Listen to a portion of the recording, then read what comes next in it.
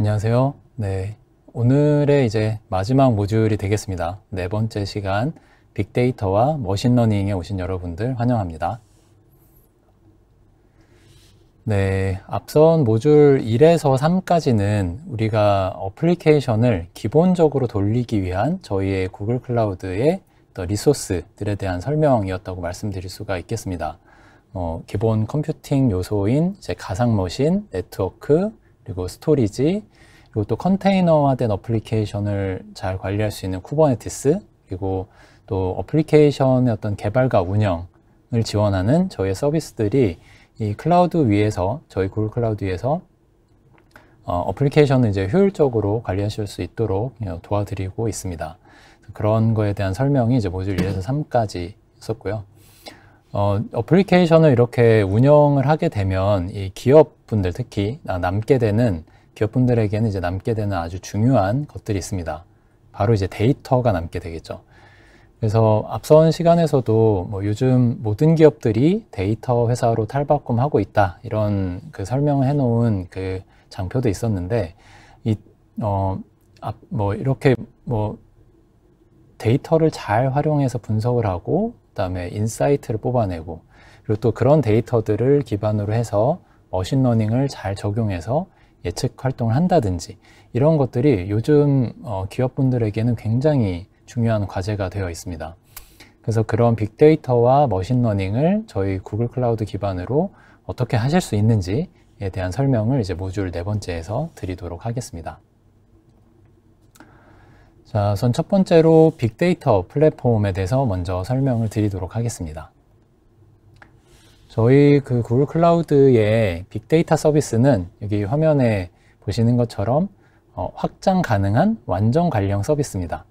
그래서 빅데이터를 위해서는 사실 기존에 거기 들어가던 그런 컴퓨팅 리소스가 굉장히 많이 필요하게 되죠.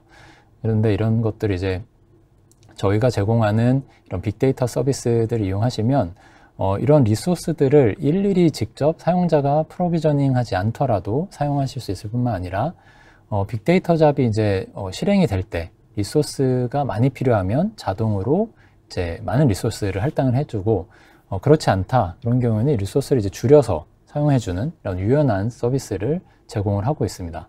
그리고 또 리소스가 사용된 만큼만 이제 지불이 되는 지불이 되고요. 그리고 또 저희 빅데이터 서비스들끼리 이렇게 하나의 서비스만 이용하는 것이 아니라 서비스들을 쭉 연결해서 이렇게 파이프라인을 만드실 수가 있습니다. 이런 각각의 서비스들을 살펴보기 전에 먼저 이제 빅데이터에 익숙하시지 않은 분들이 있을 수도 있으니까 이 빅데이터의 어떤 그 개념, 기초에 대해서 한번 간단히 살펴보고 넘어가는 시간 가져볼까 합니다. 우선 우리가 분석하고자 하는 데이터 사이즈가 작다고 하면 사실 컴퓨팅 리소스가 당연히 많이 필요하지 않겠죠. 그래서 한 대의 컴퓨터로도 스프레드시트 이런 것들을 통해서 충분히 이제 분석 활동을 하는 것이 이제 어렵지 않을 겁니다. 근데 이제 요즘 기업들이 가지고 있는 이 데이터의 규모는 사실 엄청나게 커지고 있죠. 이제는 페타바이트를 이야기하시는 국내 고객분들도 굉장히 많이 늘어났습니다. 그래서 우리가 어떤 제조회사의 공장을 생각을 해보면 생산 라인에서 발생하는 그 엄청난 양의 그 제품과 관련된 정보들, 각종 센서들, IoT 장비에서 발생시키는 그런 정보들, 그런 정보들이 굉장히 많이 발생이 되고 있고요. 그리고 또 그런 제품이 이제 시장에 나왔을 때, 또 그런 제품을 소비하는 활동을 한다고 했을 때 회사의 어떤 이커머스 사이트에서 사용자들이 사용자 계정을 생성하고 로그인을 하고 또 제품을 또 둘러보고 장바구니에도 담고 구매하고, 이런 활동들 하나하나, 이 하나하나가 다 기업들에게는 굉장히 중요한 데이터가 되고 있습니다. 그래서 이렇게 엄청난 양의 데이터를 처리하기 위해서는 컴퓨터 한 대로는 사실 어렵고 여러 대의 컴퓨터를 이제 연결해서 작업하는 것이 필요하게 되겠죠. 그래서 오른쪽에 보시는 바와 같이 그 여러 대의 그 워커노드, 여러 대의 컴퓨터 워커노드를 두고 데이터를 이제 나눠서 병렬로 처리를 하고, 또 이런 워커노드들을 관리, 컨트롤 해주는 그 마스터 노드가 이제 이 클러스터를, 이런 이제 클러스터 구성을 해서 이제 분석 작업을 하는 형태로 작업을 진행을 하게 됩니다. 그래서 이것이 이제 2000년대 초반에 구글에서 제안을 했었던 이제 맵리듀스의 이제 기본적인 아키텍처가 되겠습니다. 그래서 이런 대규모 데이터 처리를 위한 그 맵리듀스 아키텍처를 이제 오픈소스로 이제 구현한 것 많이 들어보셨을 이제 하둡이 되겠습니다. 그래서 스파크나 하이브, 피그 이런 제품들이 대표적으로 이제 하둡 에코 시스템을 이제 구축을 하고 있죠. 자, 이제 그러면 이제 클라우드 환경이 아니라 기존의 온프레미스 환경에서 이러한 빅데이터 분석 플랫폼을 구축한다면 이제 어떻게 했을까를 한번 생각해 보겠습니다. 우선 이제 물리적인 또 하드웨어를 구매를 해야 되겠죠. 그러니까 빅데이터를 또 돌리려면 또 서버도 또 많이 필요하게 될 겁니다. 그래서 서버를 이렇게 구하고 나면 이런 서버들을 또 설정을 다, 컨피규레이션을 다 해줘야 되고요. 그러니까 뭔가 분산 시스템을 만들기 위한 이런 연결하는 작업들이 필요하겠죠. 그리고 이제 그 다음에는 이제 오픈소스들을 이제 설치를 하게 됩니다. 그래서 설치를 하고 나서 이제 그 설치된 소프트웨어들끼리도 또 컨피규레이션을 또 해줘야 되는 영역이 있죠. 그리고 이제 그 다음에 이제 최적화를 진행을 합니다.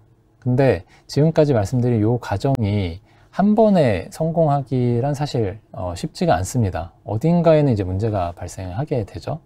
그래서 이런 문제를 쭉 디버깅을 해서 문제를 다 잡고 나면 이제 드디어 이제 원래 하려고 했었던 원래 목적인 이제 분석 활동을 시작할 수가 있습니다.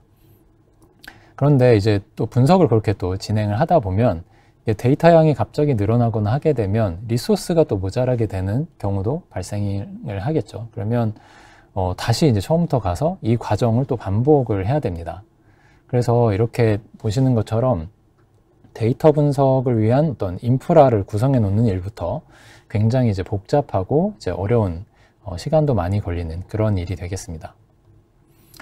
반면에 자, 구글 클라우드에서는 뭐 예를 들면 이런 좀 전에 말씀드린 하둡이나 이런 스팍 이런 것들을 지원하는 그 관리형 서비스인 이제 데이터 프록이라는 서비스가 있는데 예를 들면 이 데이터 프록의 클러스터를 구성하는 데는 한 2분이 채 걸리지 않습니다. 그래서 클러스터를 구성을 하고 바로 이제 사용하는 것이 가능하기 때문에 좀 전에 보셨던 그 온프레미스 환경에서의 그 작업 과정을 생각해 보시면 앞단에 그 인프라를 셋업하는 그런 번거로운 작업들을 제외시킬 수가 있겠죠. 그래서 원래 목적이었던 분석 활동에 좀 더 집중할 수가 있겠습니다.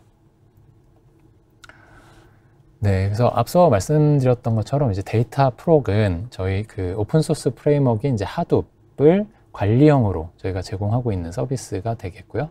하둡, 스팍, 하이브, 피그 이런 것들을 이제 빠르고 또 효율적으로 사용하실 수 있도록 도와드리고 있습니다.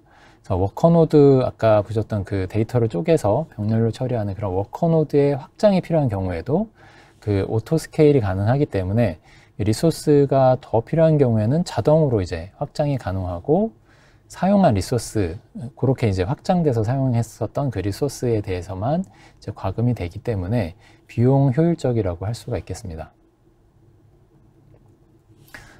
자, 그리고 이제 기존에 또 온프레미스에서 이제 하둡 클러스터를 관리를 하고 계셨던 그런 분들이 계시다면 저희 데이터 프록으로 이제 마이그레이션을 하셔서 사용하실 수도 있습니다.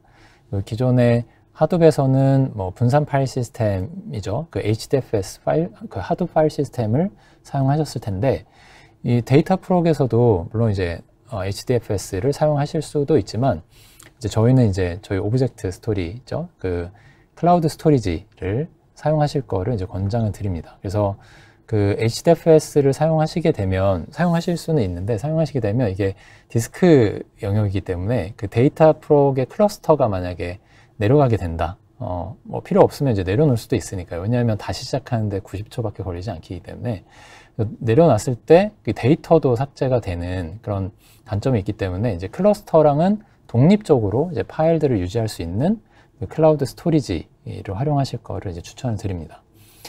자, 그리고 이제 스팍이나 스팍 SQL 그리고 또 스팍의 이제 머신러닝 라이브러리 이런 것들도 그대로 이제 활용이 가능하기 때문에 데이터 프록을 이제 활용해서 빠르고 효율적으로 이제 하둡 작업을 수행하시는 것이 가능합니다. 네, 그리고 이제 데이터 분석을 얘기를 할 때 데이터 분석을 위한 저희 클라우드의 제품들 하나씩 살펴볼 건데, 데이터 분석을 우리가 얘기를 할 때 파이프라인이라는 얘기를 많이 하게 됩니다. 그러니까 데이터가 원래 들어있는 그 소스 시스템에서 부터 이제 데이터를 받아서 그 데이터를 이제 목적에 맞게 잘 가공을 하고 또 어디엔가 저장을 하고, 이게 이제 보통 ETL이라고 부르죠. Extract, Transform, Load. 그래서 이렇게 처리된 데이터를 또 분석을 하고 또 활용을 하는 단계, 이거를 생각해 보면 데이터가 이렇게 쭉 그 흐르는 어떤 플로우를 구성을 하게 됩니다. 그래서 이제 화면에 예시가 있는데, 그 데이터 소스를 보시면 이제 데이터 소스는 크게 이제 두 가지 방식으로 나눠서 생각해 볼 수가 있을 겁니다. 그래서 아래쪽에 이제 배치라고 되어 있는 부분은 데이터를 이제 소스에서 가져올 때 어떤 경계가 있는 거죠. 그래서 어떤 주기가 있다거나 하루에 한 번 가져와서 한다거나 이런 주기가 있다거나 정해진 어떤 특정 사이즈가 있을 때 그런 대량의 데이터를 한 번에 가져와서 분석 사이클을 돌리는 것이라고 보면은 뭐 요즘은 또 실시간에 대한 분석에 대한 요구사항도 굉장히 많이 있죠.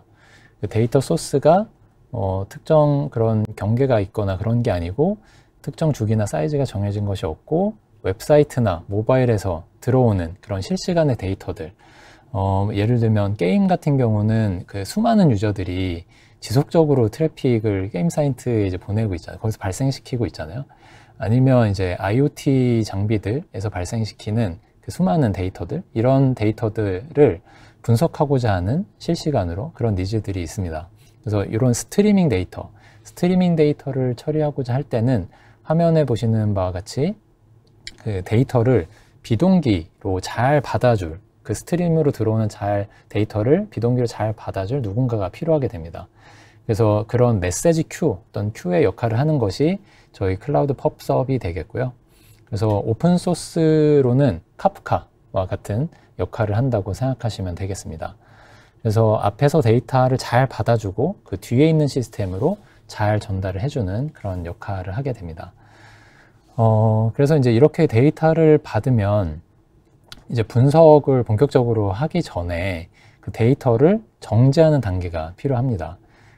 데이터 소스에서 방금 막 이제 들어온 데이터들은 이제 분석하기에는 약간 불완전한 그런 상태인 것들이 있죠. 널을 포함하고 있다거나, 혹은 뭐 중복값을 제거를 해야 된다거나, 혹은 데이터의 어떤 그 유형, 타입을 변환해야 된다거나, 이런 것들이 있습니다. 그래서 이런 것들이 필요하게 되는데, 이런 작업들을 진행할 수 있도록 도와드리는 제품이 클라우드 데이터 플로우 되겠습니다.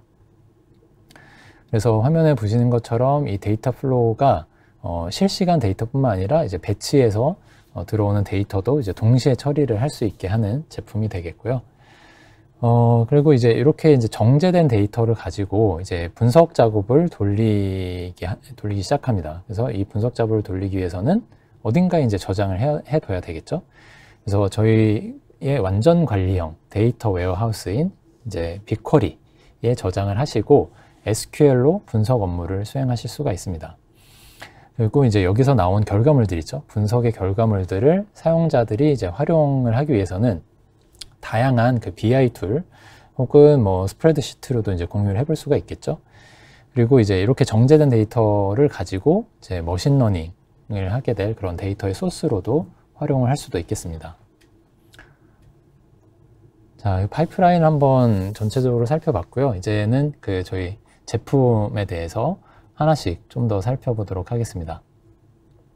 그래서 우선 클라우드 펍섭을 먼저 보겠는데요. 그래서 펍섭은 그 독립적인 어떤 어플리케이션이나 서비스들 간에서 데이터를 이제 메시지를 주고받을 수 있는 그런 완전 관리형 실시간 메시징 서비스다라고 설명드릴 수가 있습니다. 그러니까 이제 어떤 데이터를 주는 소스에서 특정 이제 토픽이 있다고 하면 데이터를 주는 소스에서 특정 토픽에 이제 데이터를 전송을 하고 또 이 토픽을 서브스크라이브 하고 있는 그 어플리케이션이나 어떤 서비스들에서 이제 서브스크립션을 가지고 있는 그런 서비스들에서 해당 토픽에 들어있는 메시지를 이제 가져가거나 혹은 푸시를 해주죠. 그래서 푸시나 이제 풀 방식으로 메시지가 이제 서브스크라이버들에게 이제 전달이 됩니다. 그래서 이제 뭐 그렇다는 얘기는 이 해당 그 토픽을 여러 어플리케이션에서 이제 구독을 하고 있다고 하면 뭐 일대 다 혹은 또 이 토픽에 여러 어플리케이션이나 서비스가 데이터를 보낸다. 그러면 이제 다대다 관계가 이제 성립이 되겠죠. 이런 다대다 관계에서도 메시징을 잘 전달을 해줄 수 있다라는 얘기가 되겠습니다. 그래서 펍섭은 또 저희 구글이 한 10년 전부터 10여 년 전부터 이제 구글의 지메일이나 이런 검색 서비스에서 이제 사용해 오던 기술을 클라우드 제품화한 것이고요. 그래서 그렇다는 얘기는 이미 검증되어 있다는 기술이 되겠죠. 이제 검증된 기술이기 때문에 대규모의 어떤 메시지 처리에도 안정적인 성능을 보여주고 있다고 할 수 있습니다. 그리고 이제 펍섭도 이제 유연한 리소스 사용을 이제 지원을 하는데요. 그러니까 온프렘에서 예를 들어서 메시징 서비스를 구축한다고 했을 때 처리해야 하는 메시지 양이 갑자기 늘어나게 되면 사실 기존의 그 한정된 리소스로는 감당이 안 되는 경우들이 있는데 저희 클라우드 펍섭을 활용하시면 데이터 양이 많아지면 또 자동으로 리소스를 더 많이 확보해서 이제 데이터 처리를 해주기 때문에 이런 확장성 측면에서도 훨씬 도움이 된다고 할 수가 있겠습니다. 자, 그리고 앞에서 예시로도 보여드렸었는데 그 아키텍처에서 잠깐 보셨듯이 그 데이터 플로우하고 통합해서 그런 데이터 파이프라인을 구축하는데 좋은 서비스가 되겠습니다. 그래서 펍섭으로 이제 받은 메시지가 이제 비동기식으로 이제 전달이 되죠. 그리고 at least once delivery라고 해서 이제 최소 한 번에 대한 전달을 지원하는 그런 메커니즘으로 되어 있기 때문에 메시지 순서가 바뀌거나 혹은 뭐 중복이 되거나 하는 일들도 발생을 합니다. 이제 그런 경우는 이런 데이터들을 이제 데이터 플로우에서 정합성에 맞게 처리를 해줄 수가 있습니다. 네, 그래서 펍섭은 그 데이터 분석 파이프라인 상에서 이제 데이터를 수집하는 그런 서비스가 되겠고요. 말씀드렸듯이 이제 수많은 실시간 IoT 데이터라든지 혹은 뭐 이벤트 데이터들이라든지 이런 것들을 잘 받아서 이런 데이터 플로우와 같은 트랜스포메이션 할 수 있는 그런 서비스들로 잘 연결을 해주는 이런 서비스로 활용을 해보시면 좋을 것 같습니다. 자, 그럼 데이터 플로우에 대해서도 더 살펴보겠습니다. 데이터 플로우는 데이터를 트랜스폼 해주는, 그러니까 ETL을 해주는 관리형 서버리스 제품이다 라고 말씀드릴 수 있습니다. 그러니까 서버리스라는 얘기는 또 데이터 플로우에서 이제 어떤 잡을 돌리기 위해서 별도로 인스턴스를 프로비저닝 할 필요가 없고, 여러분들은 자바나 혹은 뭐 파이썬 이런 코드로 이제 만드신 그런 코드를 이제 데이터 플로우에 적용을 시켜주시면 해당 코드 그리고 그 코드가 처리해야 될 데이터 이런 사이즈를 판단을 해서 필요한 만큼 또 자원을 할당해서 처리를 하게 됩니다. 그리고 처리량이 많아지면 알아서 이제 오토 스케일링 하기 때문에 특별히 신경 쓸 것은 없고요. 다만 이제 데이터 플로우를 이용하실 때 그 안에서 잡을 생성하실 때 그 맥스 값을 지정해 주시면 됩니다. 그러니까 이 잡을 수행을 하면서 맥스로 어떤 프로비저닝을 할 수 있는 인스턴스 개수만 이렇게 딱 지정을 해주시면 그 맥스 값 내에서 이제 알아서 그 리소스를 할당해서 이제 활용을 하게 됩니다. 그리고 이제 코드를 한 번만 작성해도 그 작성한 코드를 가지고 그 배치와 스트리밍 모두 처리가 가능하고요. 네, 그래서 예시로 한번 보시겠습니다. 그래서 화면에 보시는 것처럼 그 소스 데이터가 빅쿼리라고 하는 저희 그 데이터베이스에 들어있고 이 데이터를 읽어서 각종 이제 트랜스폼 작업을 하죠. 트랜스폼 작업을 하고 그다음에 클라우드 스토리지로 이제 데이터를 로드하는 그런 파이프라인을 만드실 수가 있고 실제 그 데이터 플로우 잡을 생성을 시키면 클라우드 콘솔에서 이제 이런 플로우를 직접 보실 수가 있습니다. 그래서 이렇게 소스에서 읽고 트랜스폼하고 로드하는 요 각각의 단계에서 작업 양에 따라서 스케일러빌리티를 제공을 하고 있기 때문에 이걸 위해서 클러스터를 뭔가 사용자가 직접 작업을 해줄 필요가 없습니다. 그리고 또 좋은 점은 여러 소스에 나눠서 이제 여러 리소스들에 나눠서 이제 작업을 진행하게 될 텐데, 예를 들면 인스턴스 한 20대에서 처리를 시작을 했는데 특정 노드에 어떤 작업이 좀 대규모 작업이 할당이 돼가지고 어려운 작업이 할당이 돼서 얘가 작업이 끝나지 않고 얘만 오래 걸리고 있을 때는 또 이 오래 걸리는 요 잡을 다른 노드에 이제 리밸런싱 해서 전체적으로 이제 빠르게 처리할 수 있도록 알아서 한다라는 것이 이제 장점이 되겠습니다. 자, 그래서 클라우드 데이터 플로우는 일반적으로 이제 ETL 작업을 수행하실 때 많이 사용을 하시고요. 그리고 간단한 데이터 분석도 가능합니다. 그러니까 원하는 형태로 이제 여러분들이 코드를 작성을 해서 제출하시면 되기 때문에 분석 작업도 가능하고요. 그러니까 배치나 스트리밍, 아까 말씀드린 대로 모두 사용하실 수가 있습니다. 그리고 앞에서 그 펍섭 혹은 빅쿼리가 연동되는 이런 샘플들도 보셨는데 다른 저희 빅테이블이나 데이터 스토어 그리고 클라우드 스토리지 같은 다른 저희 구글 클라우드의 제품과도 연동을 지원하고 있습니다. 그래서 이런 특징들을 잘 이용하셔서 데이터 분석할 때 어떤 ETL 툴로서 사용해 보시면 좋을 것 같습니다. 자, 이제 처리된 데이터를 저장하는 곳으로 빅쿼리라는 데이터베이스를 말씀을 드렸었습니다. 그래서 빅쿼리는 화면에 보시는 것처럼 그 페타바이트 사이즈의 그러니까 엄청난 스케일의 데이터를 지원하는 그 완전 관리형 데이터 웨어하우스다 라고 말씀드릴 수 있는데요. 그러니까 완전 관리형이라는 얘기는 빅쿼리 역시도 데이터베이스를 사용하기 위해서 뭔가 사전에 인프라를 프로비저닝 할 필요가 없다. 그리고 데이터베이스지만 따로 뭐 DB를 설치한다거나 혹은 어떤 설정을 잡아준다거나 이런 별도의 준비 과정이 필요 없고요. 그 클라우드 콘솔에 접속하셔서 바로 데이터셋, 빅쿼리로 가셔서 바로 데이터셋을 추가하시고 테이블도 뭐 만드시고 데이터를 조회 넣고 이제 조회를 하실 수가 있어요. 그래서 데이터를 뭐 조회하거나 핸들링 할 때도 표준 SQL을 사용하고 있기 때문에 기존의 이제 SQL 쿼리를 다뤄보신 분들이라면 어렵지 않게 그 대용량의 데이터 분석을 빅쿼리를 통해서 진행해 보실 수가 있습니다. 그래서 완전 관리형 서버리스 제품이기 때문에 당연히 별도의 클러스터나 인스턴스를 유지보수할 필요가 없겠고요. 그리고 이제 빅쿼리는 한번 사용해 보시면 아시겠지만 그 대용량의 데이터를 핸들링 하면서도 엄청나게 빠른 조회 속도를 보여주고 있습니다.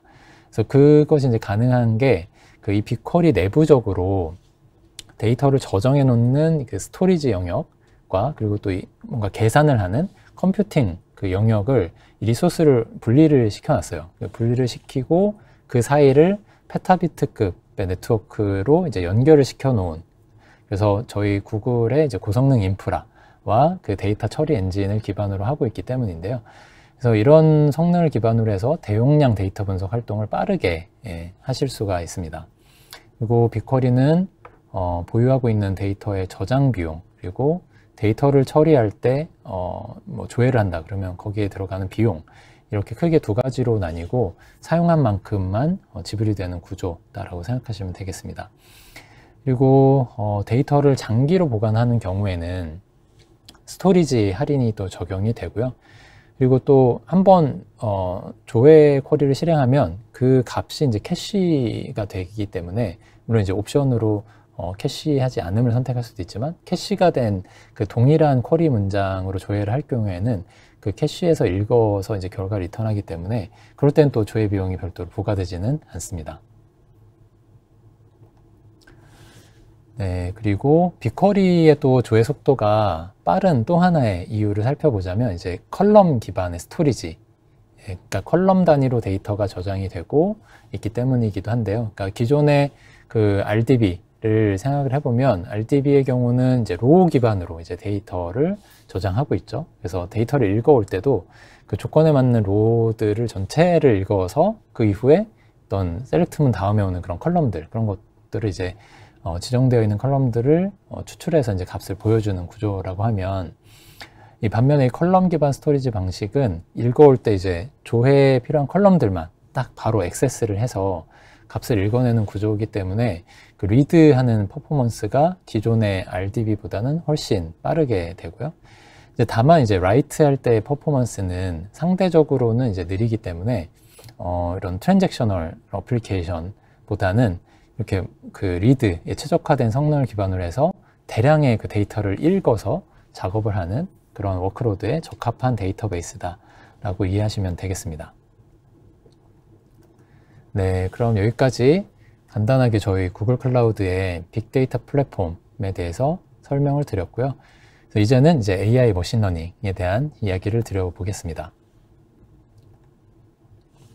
네, 우리가 머신러닝이라는 거를 개념을 다시 한번 좀 생각을 해보면, 그러니까 머신에게, 그러니까 컴퓨터죠. 컴퓨터에게 우리가 가지고 있는 그 어떤 그 방대한 데이터셋을 가지고 학습을 시켜서 그러면 이제 어떤 모델이 나오게 되겠죠. 어떤 모델을 만들어내고 그 모델에 새로운 데이터를 입력했을 때 이 컴퓨터가 판단을 해서 그 결과를 예측해내는 그런 과정이라고 생각해 볼 수가 있습니다. 그래서 이 방대한 데이터셋을 가지고 특정 모델을 만들어내는 그 과정이 거기에는 또 컴퓨팅 리소스가 상당히 많이 소요가 되겠죠. 온프레미스에서 또 한다고 생각을 해보면 우선 그런 인프라를 구축하는 것부터가 어려운 일이 될 수가 있고 또 한정된 리소스에서 또 수행을 하다 보니까 또 학습 시간이 또 오래 걸리기도 하죠. 그러니까 데이터셋의 크기에 따라서 이제 학습하는 데 시간이나 이런 것들이 좀 달라질 수 있는데 그 대용량의 데이터를 학습시킨다 그러면 굉장히 학습 시간도 오래 걸리게 될 겁니다. 네, 그렇기 때문에 저희 클라우드에서 제공하는 이런 머신러닝 서비스를 활용하시는 경우에는 저희 클라우드가 가진 그 방대한 리소스를 활용하실 수가 있기 때문에 그런 제약들을 많이 해소를 하실 수가 있겠고요. 네, 그럼 이제 저희 구글 클라우드에서 머신러닝을 적용하는 방식 이제 크게 4가지로 생각해 볼 수 있는데 한번 살펴보도록 하겠습니다. 우선 머신러닝의 단계를 2단계로 나눠서 생각을 해볼게요. 그래서 아까 말씀드린 대로 이제 우리가 가진 데이터를 가지고 이제 학습을 시키는 단계를 이제 트레이닝이라고 보통 부르죠. 그리고 그렇게 나온 모델을 가지고 실제 데이터를 적용해서 결과를 예측하는 그 단계를 이제 프레딕션이라고 부릅니다. 그래서 이렇게 2단계로 나눠서 생각해 볼 수 있는데 그런 관점에서 본다면 그 화면에 보시는 그 위쪽에 있는 머신러닝 API는 이미 저희 구글에서 저희의 데이터를 가지고 학습의 과정, 트레이닝의 단계를 거쳐서 API 형태로 제공을 해드리는 겁니다. 그래서 여러분들은 그 2번째 단계죠. 프레딕션, 그 실제 사용하시기만 하는 그런 형태가 되겠고 그 나머지는 밑에 3개가 있죠. 그 나머지 3가지 방식은 학습하고 트레이닝하고 그 프레딕션 하는 그 2가지를 모두 여러분들이 진행하시는 방식입니다. 그러니까 여러분들의 데이터로 여러분들만의 커스텀 모델을 만들어서 사용하시는 것이 가능하다고 할 수 있습니다. 자, 그러면 이렇게 그 커스텀 모델을 만드는 방식 중에 맨 오른쪽에 이제 커스텀 트레이닝 위드 코드라고 되어 있는 걸 살펴보면 여러분들의 데이터를 가지고 여러분들이 머신러닝에 필요한 그 소스 코드, 로직까지 직접 작성하셔서 학습을 시키는 방법이 되겠습니다. 그러면서 이제 저희 구글의 강력하고 또 이제 플렉서블한 그런 인프라를 활용하셔서 온프레미스에서 하실 보다도 이제 효율적으로 작업을 하실 수가 있습니다. 그래서 GPU뿐만 아니라 저희가 이제 머신러닝의 최대 성능을 낼 수 있도록 직접 저희가 설계한 그 TPU 또 활용을 하실 수가 있고요. 그 다음에 또 직접 코드를 작성하시니까 자유도가 높겠죠. 이렇게 화면에 보시는 것처럼 자유도 높음이라고 되어 있는 거는 이제 직접 여러분들이 코드를 작성하시기 때문에 그런 특성을 가질 수가 있고요. 그리고 근데 대신 이제 직접 코드를 작성한다는 얘기는 좀 어렵습니다. 이게 머신러닝 전문가 분들이 있어야 되고요. 그래서 이런 코드 작성 없이 여러분들만의 그 커스텀 모델을 만들 수 있도록 도와드리는 그런 것이 이제 중간에 있는 AutoML이 되겠습니다. 그래서 저희 구글 클라우드 콘솔에 접속하시면 그 UI로 이제 쉽게 이용하실 수가 있고요. 물론 API로도 지원을 합니다. UI를 통해서 여러분들이 가지고 계시는 학습 데이터를 업로드 하시고 학습 버튼을 클릭하시면 최적의 모델을 저희 구글이 알아서 만들어 드립니다. 그래서 비정형 데이터뿐만 아니라 그 정형 데이터, 그러니까 테이블에 들어있는 데이터죠. 그런 데이터들을 가지고도 이제 학습을 진행하실 수가 있고요. 그리고 이제 마지막 방법은 왼쪽에 있는 빅쿼리 ML입니다. 빅쿼리로 하는 머신러닝이죠.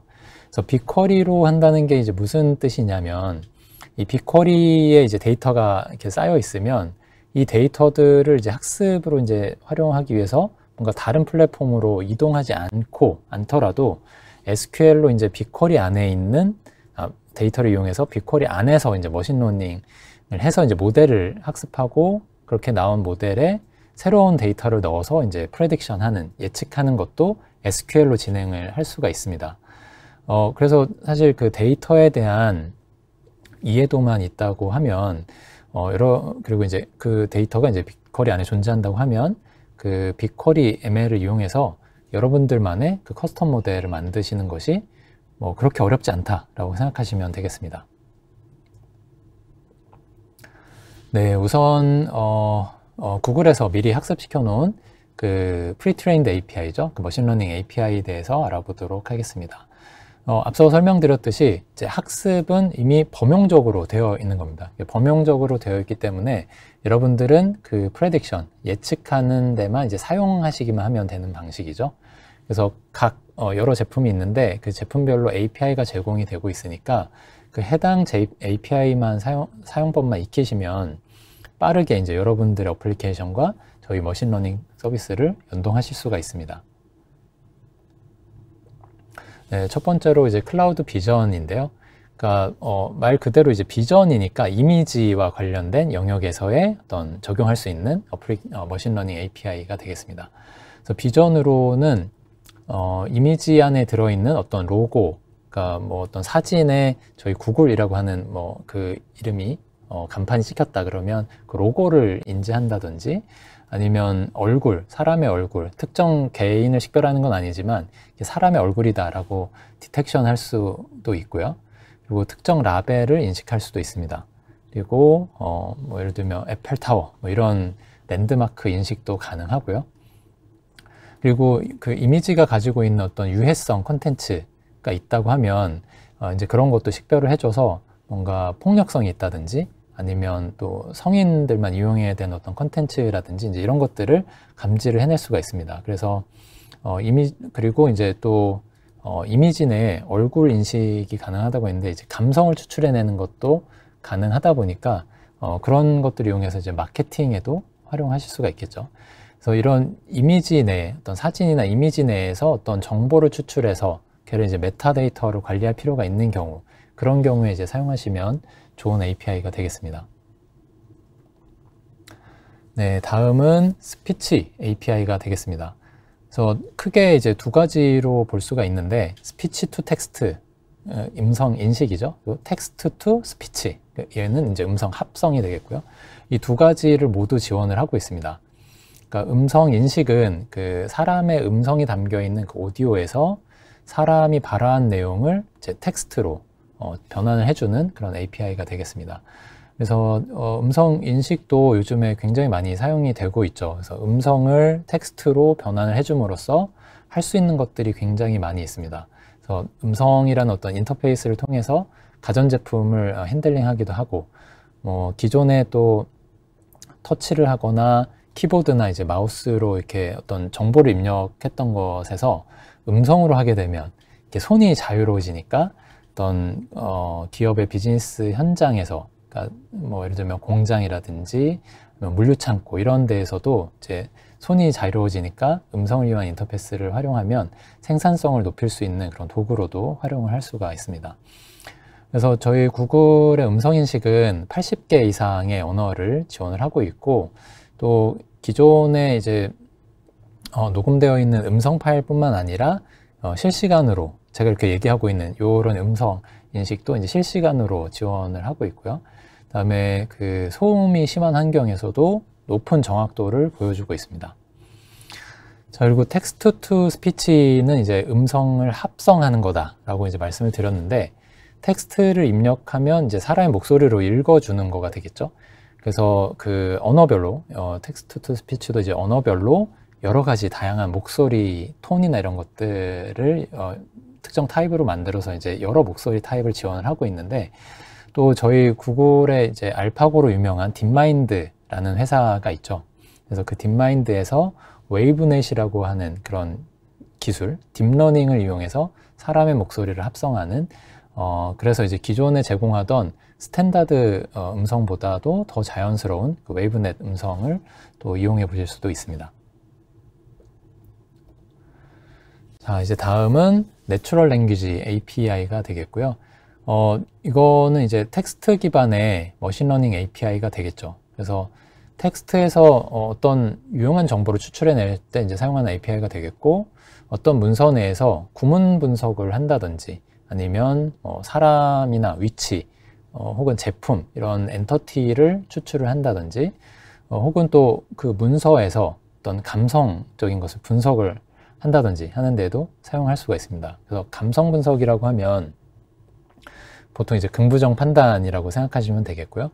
주로 이제 소셜미디어 상에서 어떤 댓글이라든지 어떤 특정 이벤트가 있을 때 어떤 반응을 본다든지 이런 것들 있죠. 이런 것들을 크롤링해서 한 곳에 모아놓고 이제 긍부정 판단이 필요할 텐데 데이터가 워낙 많으니까 이런 것들 수작업을 하기 어렵고, 이럴 때 이제 내추럴 랭귀지 API를 이용하시면 많은 부분들을 이제 자동화하실 수가 있겠습니다. 네, 다음은 이제 트랜슬레이션 API고요. 이제 번역을 도와드리는 머신러닝 API가 되겠습니다. 그래서 저희 구글 트랜슬레이션은 웹페이지에서도 서비스를 제공하고 있고요. 그 스마트폰 앱으로도 이제 서비스를 제공하고 있죠. 그래서 아마 익숙하게 사용하시는 분들이 많으실 텐데, 저도 이제 개인적으로 많이 사용하는 서비스 중에 하나고요. 아시는 것처럼 그 텍스트가 입력이 되면 미리 그 어떤 이게 소스가 어떤 언어다라고 지정을 하지 않아도 입력된 언어가 어떤 언어인지 자동으로 디텍션 하는 것도 지원을 하고 있죠. 그래서 이런 기능들을 API 형태로 이제 여러분들 어플리케이션하고 연동을 하시면 다국어와 관련된 그런 다양한 서비스를 구현하실 수가 있겠습니다. 자, 그리고 이제 비디오 인텔리전스 API라고 있습니다. 그래서 얘는 그 동영상이죠. 동영상에서 어떤 라벨 정보를 추출해낼 수가 있습니다. 그러니까 예를 들면 이렇게 숲에 가서 이제 숲을 이렇게 촬영을 쭉 해온 요 동영상에다가 요 API를 적용을 하시면 장면이 이렇게 바뀔 때마다 해당 장면에 등장하는 어떤 나무, 여기는 나무가 있고 거미줄도 있고 나뭇잎도 보이고 이렇게 엔터티들을 추출해낼 수 있기 때문에 그렇게 되면 이제 비디오 컨텐츠들이 어떤 검색이 가능하겠죠. 나무가 있는 비디오, 거미줄이 있는 비디오 이렇게 검색이 가능하도록 만들어주는 게 이제 이런 비디오 인텔리전스 API를 사용하시면 가능하겠고요. 마찬가지로 이미지와 마찬가지로 부적절한 유해 컨텐츠를 식별하는 데도 이제 유용하게 활용하실 수가 있겠습니다. 그리고 이제 포맷은 AVI나 MP4나 MOV 같은 다양한 포맷을 지원을 하고 있습니다. 자, 그런데 이제 앞에서 설명드린 이런 사전에 학습된 API는 말씀드린 대로 이제 범용적으로 만들어 놓은 API이기 때문에 어떤 유즈 케이스에 따라서 여러분들 환경에 최적화된 그런 머신러닝 모델을 만들어서 사용하실 필요가 있습니다. 우리만의 특화된 모델을 만들고 싶다. 그런데 이제 그 커스텀 모델을 직접 코딩해서 만드는 것이 아니라 저희 콘솔에서 제공하는 UI를 통해서도 이렇게 손쉽게 만드실 수 있는 환경을 제공해 드리는 것이 AutoML이 되겠습니다.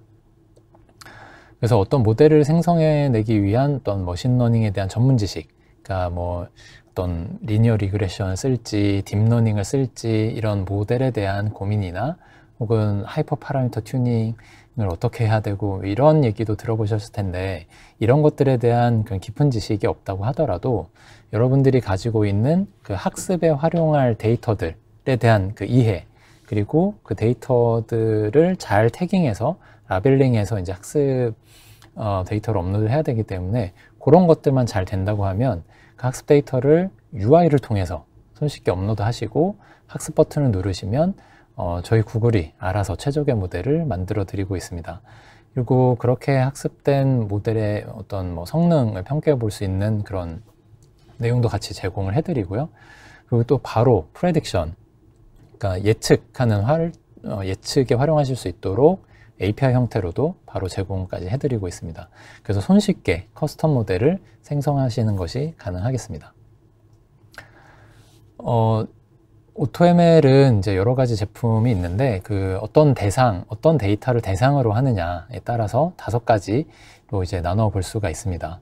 그래서 AutoML 비전을 먼저 설명드리면 이제 이미지를 분류하거나 어떤 특정 오브젝트를 디텍트할 때, 그 이미지 안에서 특정 오브젝트를 디텍트할 때 이제 사용하실 수가 있고요. 뭐 예를 들면 모자나 신발이나 뭐 가방 이런 거를 분류를 하고 싶다. 이러면 이제 여러분들이 가지고 계시는 그 이미지에 잘 태깅을 해서 요거는 모자고 요거는 신발이고 요거는 뭐 가방이고 이렇게 잘 태깅을 해서 업로드를 하시고 학습을 시키시면 모자, 신발, 가방을 잘 분류해내는 여러분들만의 모델이 나오게 되는 거죠.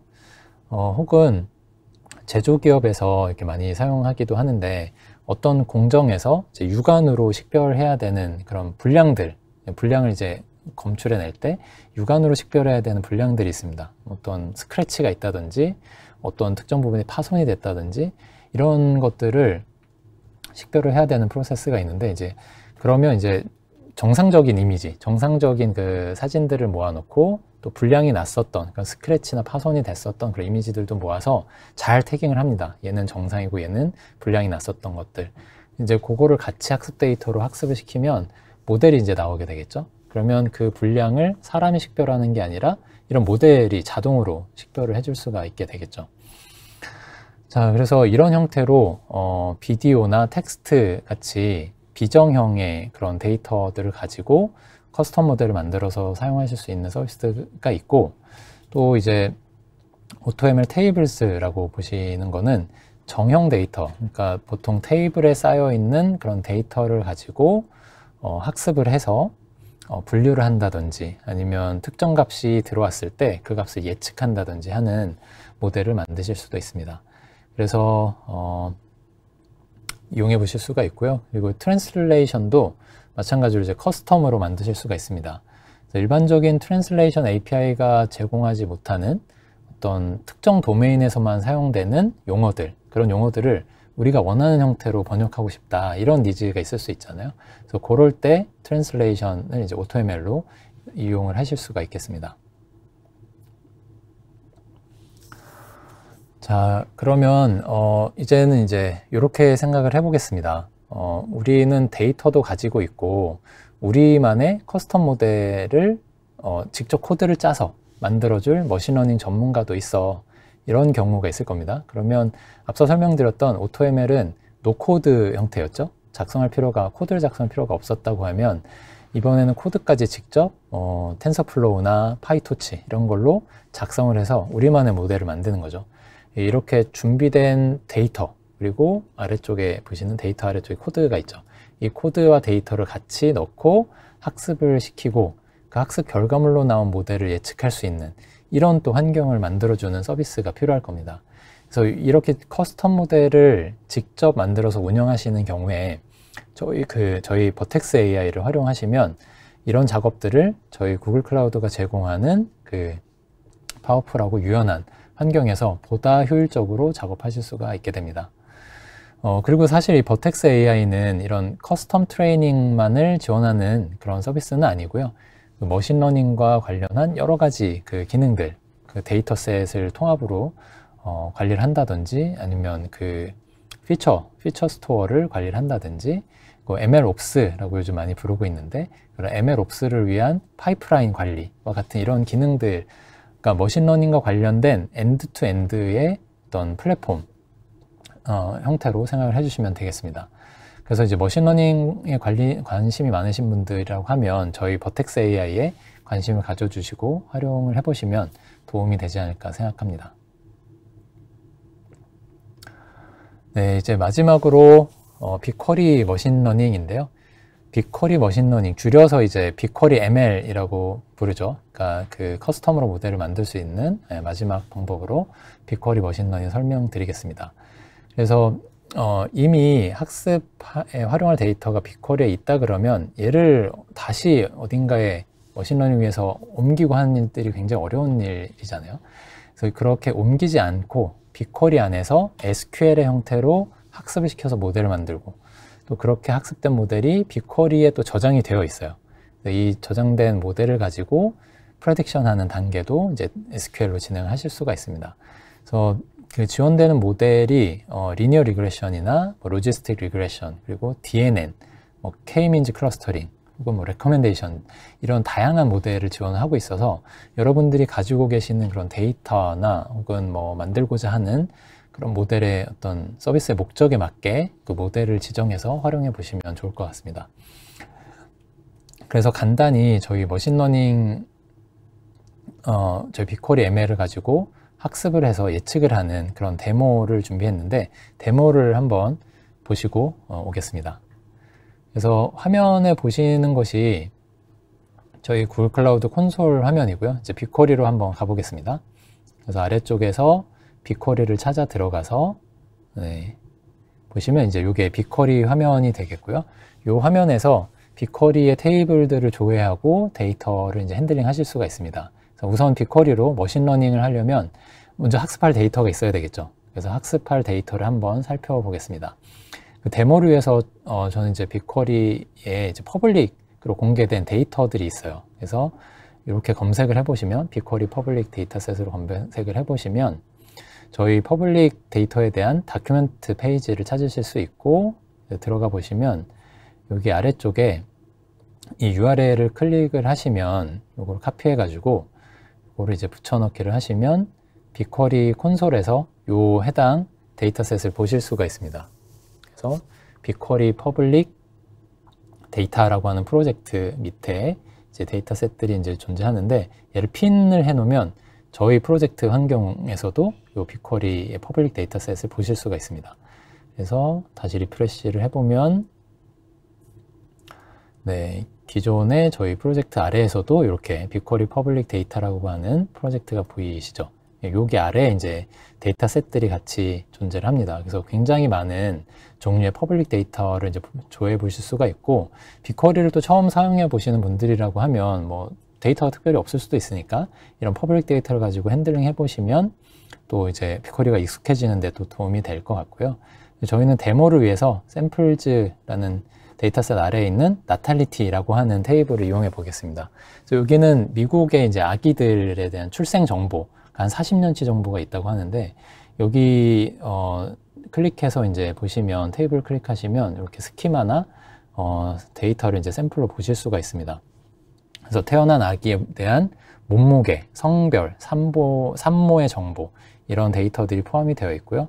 그럼 이제 이 데이터를 가지고 한번 머신러닝 모델을 만들어 볼 텐데, 어떤 모델이냐면 이제 태어날 아기의 몸무게를 예측하는 모델을 만들어 보겠습니다. 그러면 몸무게에 영향이 있을 것 같은 항목들을 여기서 이제 학습 데이터를 뽑아내야 되겠죠. 그러니까 아기의 성별이나 임신 기간, 또 산모의 인종, 나이, 이런 항목들이 이제 몸무게에 영향을 미칠 것이다 라는 가정을 해보고, 그러면 이제 쿼리를 이렇게 짤 수가 있겠죠. 그래서 프롬절에 저렇게 프로젝트 이름 점 데이터셋 점 테이블 이름 하고 항목을 저렇게 선택을 해서 컬럼들을 선택해서 조회를 해보면 조회 결과가 아래쪽에 나타나게 됩니다. 그래서 쿼리에 실행하면 이제 결과가 나오게 되는데, 아까 말씀드린 것처럼 가정을 하는 거죠. 이제 몸무게, 성별, 임신기간, 엄마의 나이, 그리고 인종, 요거가 이제 영향을 줄 거다라고 해서 얘를 셀렉트 해가지고 이제 학습을 한번 돌려보겠습니다.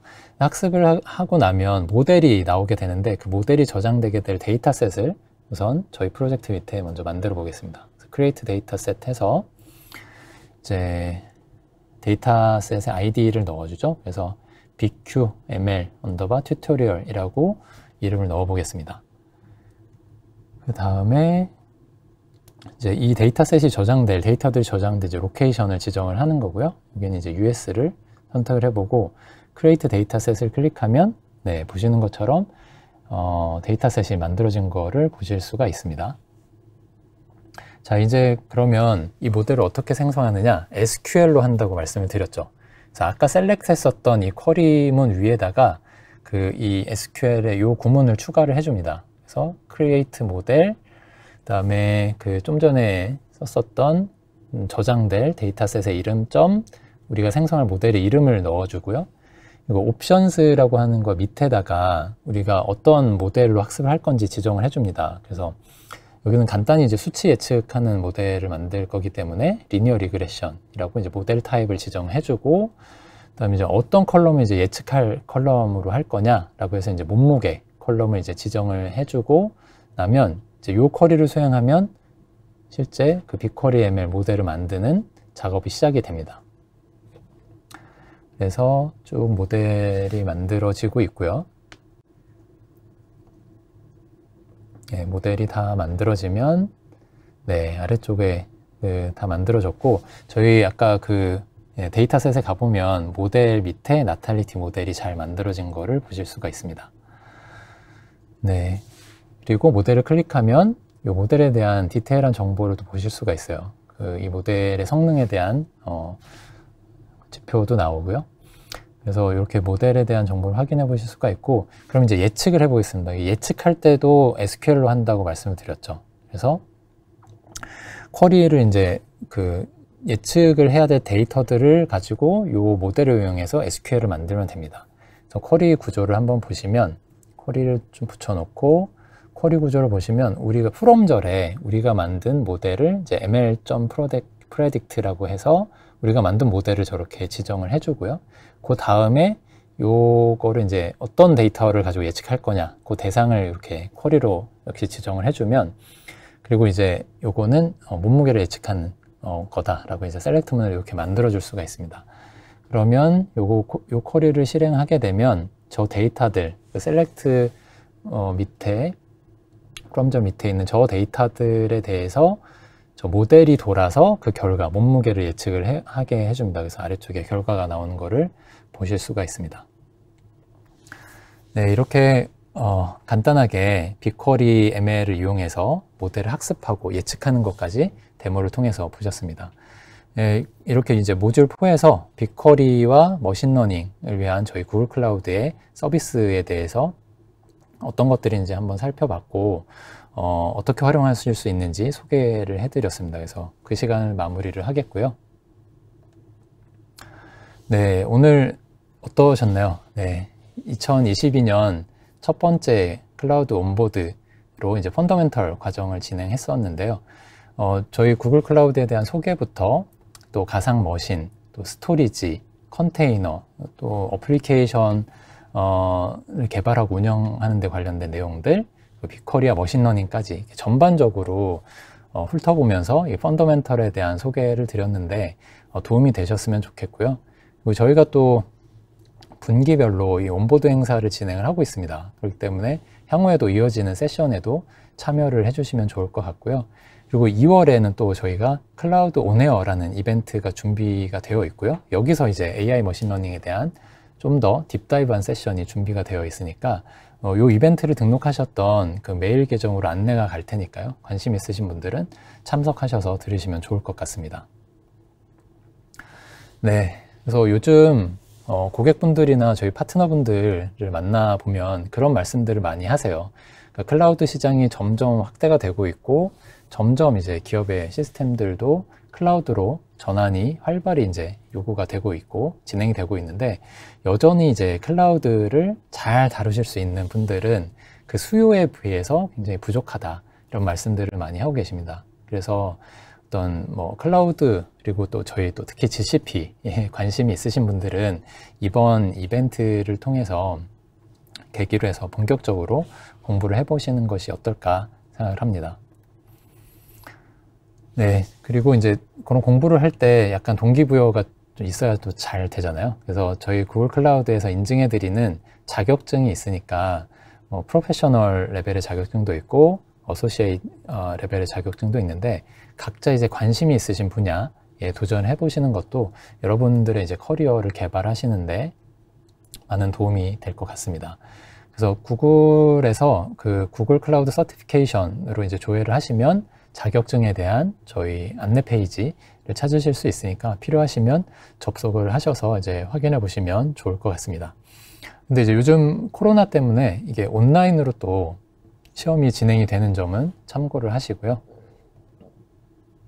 그리고 이제 자격증을 공부하실 때 코세라에서 제공하는 온라인 코스들이 있어요. 그래서 이것들도 같이 각 자격증에 맞춰서 이렇게 강의들이 준비가 되어 있으니까 이런 강의를 들으시면서 이제 공부를 해나가시면 자격증 공부하시는 데도 좀 도움이 될 것 같습니다. 네, 그리고 오늘 또 이 과정에 참가하셨다는 그 인증서를 메일로 드리니까 사전에 등록하셨던 그 메일의 그 메일박스를 잘 확인해 보시면 되겠습니다. 네, 그리고 마무리하기 전에 오늘 들으시고 또 느끼셨었던 그런 좋은 점들 혹은 개선했으면 좋겠다라고 생각하시는 부분들이 있다면 자유롭게 의견을 남겨주시면 저희가 다음 세션을 준비하는데도 많은 도움이 될 것 같습니다. 네, 그러면 오늘 긴 시간 동안 참석해 주셔서 너무 감사드리고요. 저희는 다음 온보드 때 찾아뵙도록 하겠습니다. 2022년도 벌써 한 달이 훌쩍 지나갔는데요. 다음 주에 또 구정이 다가오죠. 그래서 늦었지만 다시 한번 새해 복 많이 받으시고 올 한 해도 좋은 일들만 가득하시길 바라겠습니다. 감사합니다.